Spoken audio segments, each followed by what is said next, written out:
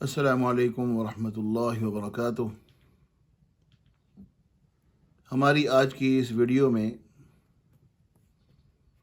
اس بات کا تذکرہ ہوگا کہ حد سے زیادہ جو انسان تکبر کرتا ہے آخر اس کا نتیجہ کیا نکلتا ہے۔ سب سے پہلے اللہ رب العالمین نے اپنی کتاب میں ایک جگہ وَلَا تَمْشِ فِي الْأَرْضِ مَرَحًا،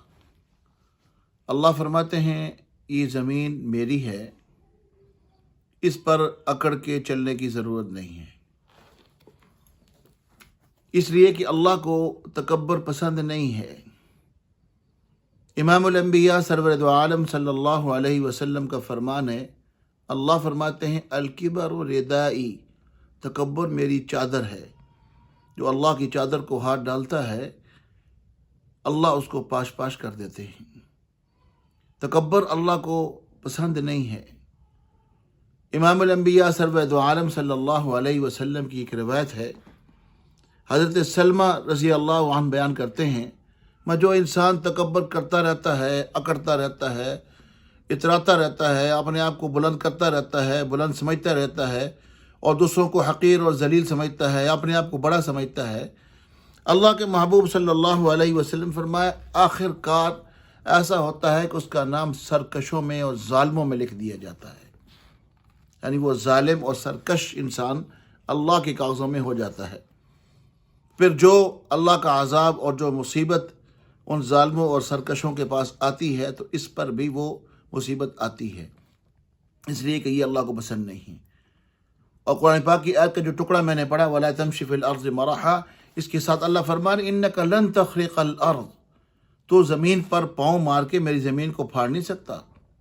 وَلَن تَبْلُغَ الْجِبَالَ طُولًا، اپنے آپ کو اکڑا اکڑا کے اوپر کو یوں کرتا جا رہا ہے، کیا تیری گردن میری پہاڑوں کی بلندی میں پہنچ جائے گی؟ یہ اللہ سوال کر رہے ہیں کہ تو کتنا اکڑے گا؟ میرے پہاڑ بہت اونچے ہیں، میری زمین بہت مضبوط ہے، تیرے پاؤں سے پھٹے گی نہیں، تیرے اکڑنے سے تیری گردن پہاڑوں کی بلندی تک نہیں پہنچ سکتی۔ تو اللہ کے محبوب صلی اللہ علیہ وسلم نے پوری وضاحت کے ساتھ فرما دیا اللہ کو بالکل یہ کام پسند نہیں ہے، اللہ کو یہ عمل بالکل پسند نہیں ہے۔ اور ایک جگہ حضرت عمر بن شعیب رضی اللہ عنہ کے بارے میں آتا ہے، انہوں نے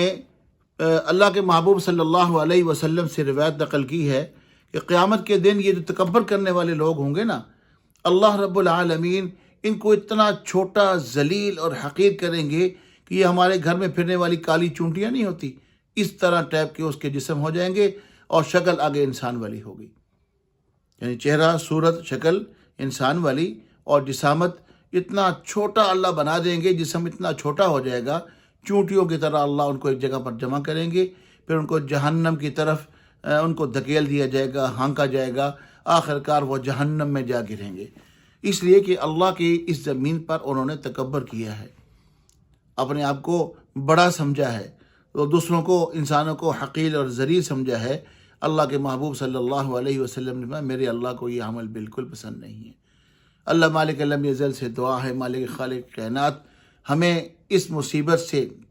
وہ یہ روحانی بیماری ہے، اللہ سے پناہ مانگنی چاہیے۔ اللہ اس بیماری سے، اس مصیبت سے ہم سب کی حفاظت فرمائے، اور جو کہا سنا اللہ عمل کی توفیق نصیب فرمائے۔ والسلام علیکم ورحمۃ اللہ وبرکاتہ۔